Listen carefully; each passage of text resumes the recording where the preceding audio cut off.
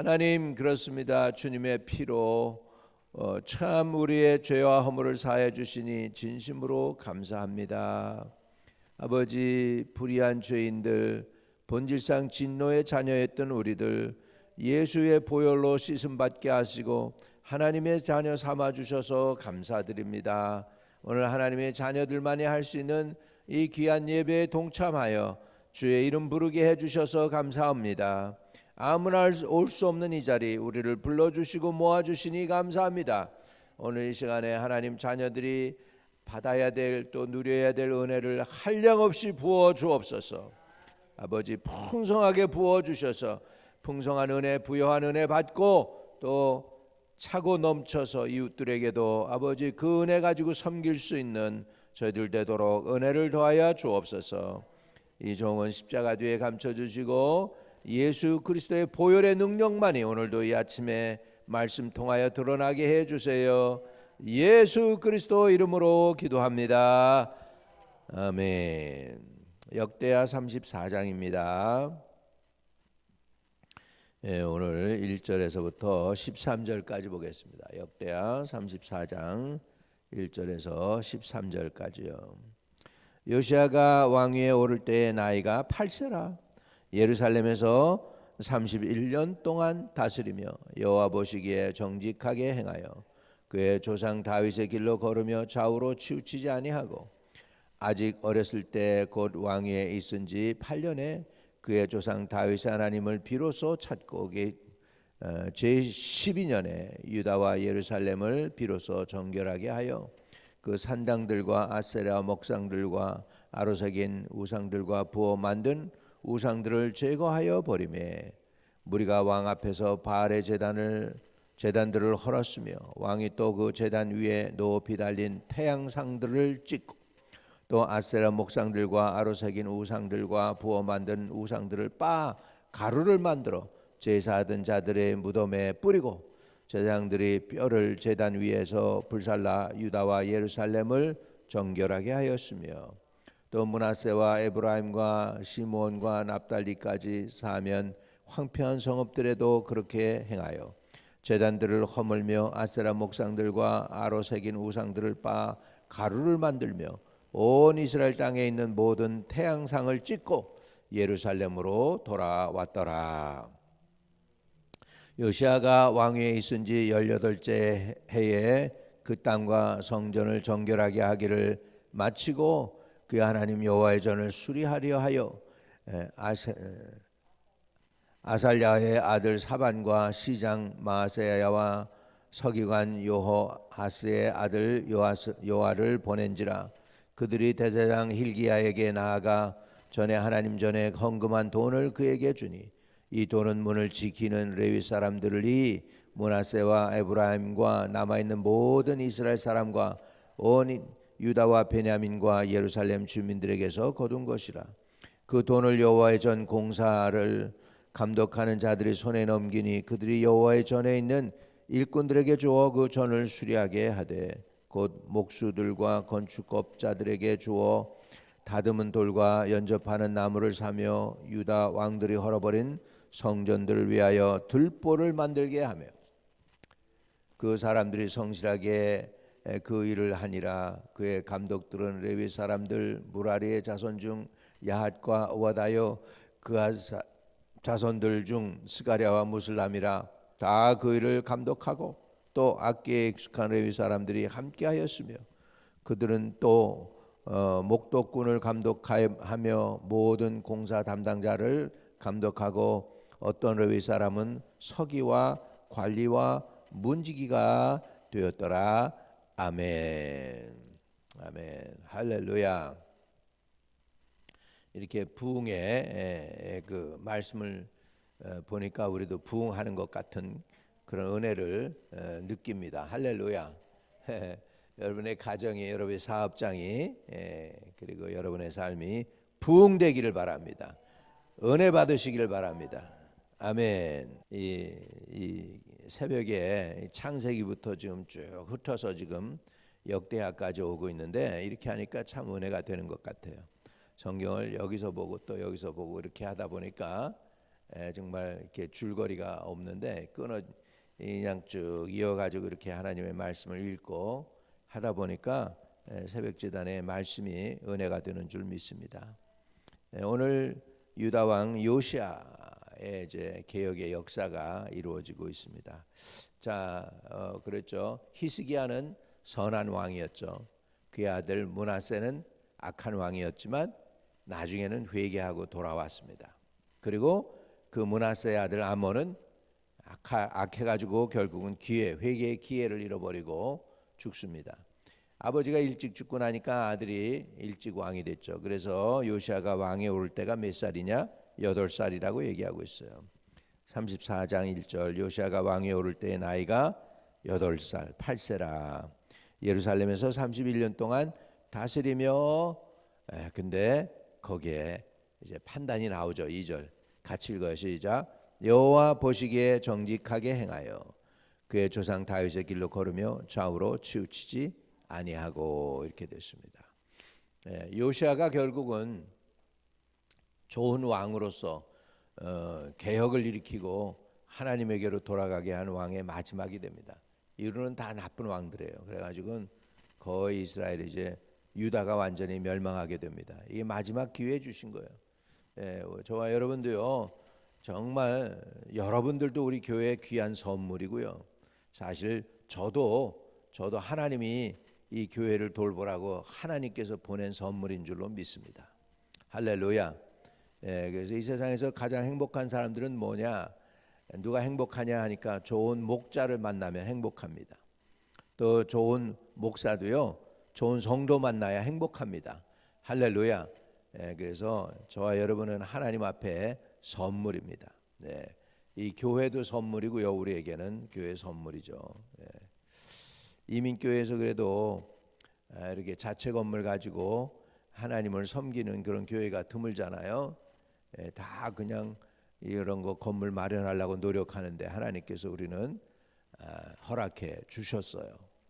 그래서 이 건물 가지고 주님을 섬길 수 있는 것도 하나님의 은혜고 이렇게 여러모로 하나님께서 우리에게 은혜를 주신 줄로 믿습니다. 자, 요시야가 8살에 이제 왕에 앉고요. 그리고는 그는 여호와 보시기에 정직하게 행하여 그의 조상 다윗의 길로 걸으며 좌우로 치우치지 아니했다. 그러면 이 8살짜리가 뭘 알아서 이렇게 했겠어요? 제가 보기에는 주위에 좋은 사람들을 하나님 붙여주셨어요.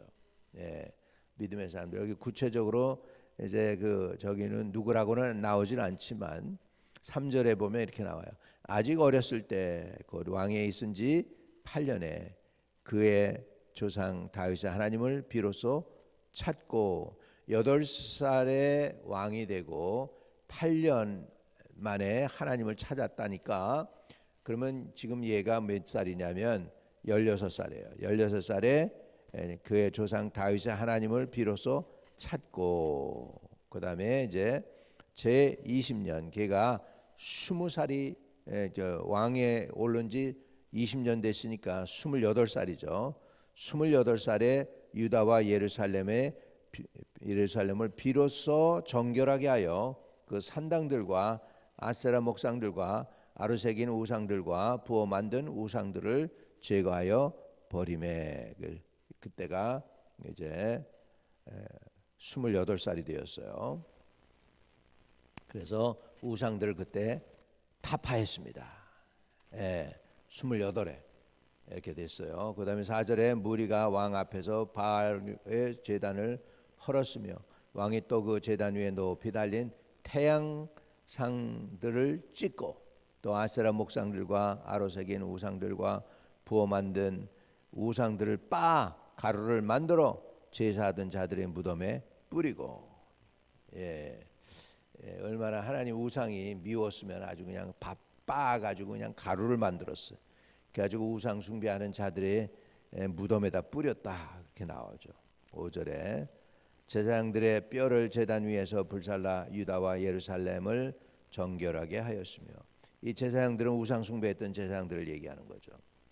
또 6절에 또 므낫세와 에브라임과 유다만 끝난 게 아니야. 북이스라엘까지 올라가. 그래가지고 므낫세와 에브라임과 시몬과 납달리까지 사면의 황폐한 성읍들에게도 그렇게 행하여 제단들을 허물며 아세라 목상들과 아로새긴 우상들을 빻아 가루를 만들며 온 이스라엘 땅에 있는 모든 태양상을 찍고 예루살렘으로 돌아왔더라. 할렐루야. 와, 아주 그냥 전국에 있는 우상들을 다 이렇게 해서 빻았다 그랬습니다. 대단한 거죠. 이건 대단한 개혁이죠. 예를 들자면 그런 거야. 예수 믿는 누가 그냥 한국의 대통령이 되더니 저기 한국 산들 위에 있는 절간들은 다 부쉈다 이런 식이야. 이렇게 된 거야. 대단한 거잖아요. 옛날에 어느 젊은 목사가 그냥 혈기가 방자해가지고 절간에 가가지고 우상 때리다가 잡혀 들어갔잖아. 이 개혁이라는 게 쉬운 게 아니에요. 아니, 수천 년 동안 지금 절간에 이렇게 우리나라는 남아 있어요. 우리나라는 왜 망하지 않을까? 우리나라는요 하나님하고 계약을 맺지를 않았어요. 이스라엘은 계약을 맺었어 하나님하고. 그래서 피의 언약을 맺었기 때문에 이스라엘의 언약은 어떤 거예요? 짐승을 우리는 이렇게 새끼손가락으로 약속해. 약속 그럴 때 새끼손가락 제일 힘이 없는 손가락으로 약속을 해요. 근데 이스라엘의 약속은 어떤 거냐? 짐승을 반으로 갈라요. 그래서 그 반으로 갈른 다음에 그걸 벌려놔. 그리고 그 갈라놓은 그 자리에서 둘이 계약을 맺는 거예요. 그 계약은 뭐냐면 내가 이 계약을 지키지 않을 경우에는 이 짐승처럼 찢어져 죽겠습니다라는 약속이에요. 그러니까 생명을 건 거예요. 이스라엘의 약속은 생명을 건 거고 우리의 약속은 새끼손가락 그런 거죠. 그러니까 그만큼 계약이 중요하죠. 이스라엘 백성들이 우리가 하나님을 섬길 수 있습니다. 우상 숭배 안 하겠습니다 하고 피의 언약을 세워요. 모세 앞에서. 그걸 못 지켜요. 그래서 이스라엘은 이렇게 심판받은 거예요. 그럼 왜 우리 중국이나 왜 대한민국이나 일본 사람들은 그렇게 우상 숭배해도 그냥 내버려 두냐? 우리는 계약 백성이 아니에요. 언약 백성이 아니에요. 은혜를 입은 사람들이야. 할렐루야. 은혜를 입어서 우리가 예수 믿음으로 구원받은 줄로 믿습니다. 결국은 계약을 이렇게 했는데 계약을 못 지키잖아 이스라엘이. 그래서 새 계약이 주어진 거죠. 바로 예수님이 자신이 계약이 되셨어요. 그래서 예수님이 제사장이 되시고 성전이 되시고 제물이 되시고 할렐루야. 그래가지고 결국은 예수님을 통하여 우리는 하나님께로 나가게 된 줄로 믿습니다. 그러니까는 계약을 못 지키는데 이제는 새 계약이 필요한 거죠. 사람들이 못 지킨다가 결론이에요. 우리가 암만 발버둥 쳐도 우리는 이 계약대로 못 삽니다. 그래서 율법은 몽학 선생이에요. 무슨 몽학 선생이에요? 진짜가 올 때까지만 이제 저기 하는 거예요. 지도하는 거예요. 그저 로마에서 보면은 이제 귀한 가문집 아들 딸들이 태어나잖아요. 그러면은 선생을 붙여요. 선생을 붙여가지고 이제 선생 밑에서 공부를 하고 자라나요. 그래서 얘가 커지면 그러면 이제 진짜 주인 노릇하게 되는 거죠. 그러니까 몽학 선생이라는 게 바로 뭐냐면 사람들에게 하나님이 이런 분이야, 선한 분이야, 하나님 뜻대로 이렇게 살아야 돼라고 하는 법을 가르쳐 줍니다. 근데 사람들이 이렇게 살아요? 못 살아요. 그러니까 뭘 가르쳐 주는 거예요? 우리에게 그러니까 메시아가 필요하구나. 그러니까 메시아가 필요하구나를 깨닫고 예수를 찾게 됩니다. 왜? 율법을 통해는 구원을 못 받으니까. 율법을 지켜서 온전히 지켜서 성공할 수 있는 사람이 아무도 없기 때문입니다. 자, 그래서 이제 이렇게 성전을 깨끗이 청소하는 그런 귀한 부흥을 하게 됩니다. 그래서 그는 2절 요시아에 대한 그 평가는 2절에 나오죠. 여호와 보시기에 정직하게 행하여 그의 조상 다윗의 길로 걸으며 좌우로 치우치지 아니하고. 야, 얼마나 열심을 냈으면 좌우로 치우치지 않고 유다 땅에 있는 우상 숭배하던 것들은 다 그냥 빻아가지고 가루를 만들었는데 거기서 끝나지 않고 그냥 저 북이스라엘까지 올라가서 우상들을 다 제거했다. 아주 그냥 개혁을 철저히 한 요시아를 보게 됩니다. 자, 우리 그리고 8절입니다. 요시아가 왕위에 있은 지 18째 해에, 그러니까 왕위에 있은 지 18째죠. 그가 8살에 왕이 됐으니까 26입니다. 26세 그 땅과 성전을 정결하게 하기를 마치고 그 하나님 여호와의 전을 수리하려 하여 아살랴의 아들 사반과 시장 마아세야와 서기관 요아스의 아들 요아를 보낸지라. 언제? 스물 몇 살이에요? 18살이니까 26살에 이렇게 개혁을 하고 사람들을 보내서 성전을 청소하게 합니다. 9절에 그들이 대제사장 hil기야에게 나아가 전에 하나님 전에 헌금한 돈을 그들에게 주니 이 돈은 문을 지키는 레위 사람들이 므낫세와 에브라임과 남아있는 모든 이스라엘 사람과 온 유다와 베냐민과 예루살렘 주민들에게서 거둔 것이라. 그동안 그 암몬 시대 그리고 므낫세 시대 이런 일을 이루지 못했어요. 그냥 우상 숭배하고 그랬었기 때문에. 그런데 이제는 다시 성전을 다시 수리하고 하는 것을 보게 됩니다. 10절에 그 돈을 여호와의 전 공사를 감독하는 자들의 손에 넘기니 그들이 여호와의 전에 있는 일꾼들에게 주어 그 전을 수리하게 하되 곧 목수들과 건축하는 자들에게 주어 다듬은 돌과 연결하는 나무를 사며 유다 왕들이 헐어버린 성전들을 위하여 들보를 만들게 하며. 얼마나 성전이 황폐했으면은 들보까지 다시 만들게 해야 될까. 이렇게 지금 개혁이 일어나고 있습니다. 근데 12절로 넘어가면 이 하나님의 일을 하는데 참 하나님의 은혜를 주시는 거예요. 12절 같이 읽어요. 그 사람들이 성실하게 그 일을 하니라. 성실하게. 우리 하나님의 일을 할 때는 성실하게 할 수 있기를 축복합니다. 그냥 최선을 다하는 거예요. 최고로 좋으신 하나님한테, 최고로 멋있는 하나님한테 제일 큰 은혜를 베푸시고 예수 그리스도를 보내셔서 우리의 죄를 사해 주시고 하나님의 자녀를 삼으신 그 하나님 앞에 너무너무 고마워서 성실하게 그 일을 행하니라. 이렇게 되기를 축복합니다. 저와 여러분이 성실히 행할 수 있기를 바랍니다. 모든 일에, 하나님의 일에. 그런데요, 그 성실히 행하는 그 일에 있어서 보기에 보면은 거기에 감독하는 사람들의 이름까지 다 나오고 있어요.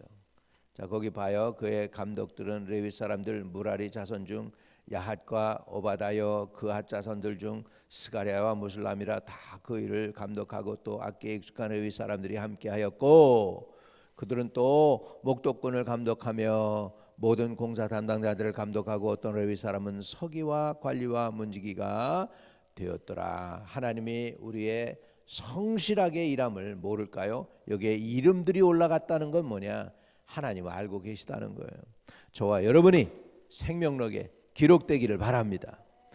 성실하게 섬겼어 하고 하나님의 생명록 책에 쫙 기록되는 거죠. 모르겠습니다. 옛날에 우리 한국에는 국민학교 때라고 그러죠. 국민학교 때 우리 또는 초등학교 때라고 그러는데 국민학교 때는 교사가 일일이 사람들한테 뭘 썼어요. 그에 관해서. 어떤 분은 거기를 썼는데 보니까 좀 아둔하나 성실하였다 뭐 이렇게 쓰기도 하고 어떤 애는 얘는 집안이 많이 힘들어서 공부에 집중하지 못하는 것 같다 뭐 이렇게 기록한 사람도 있고 얘는 성실해서 모든 숙제는 잘 해왔다. 근데 가정이 불안했다 뭐 이런 것도 있고 별의별 걸 다 기록에 남겼던 것을 봅니다. 아마 지금도 내 기록도 가면 있을 거야.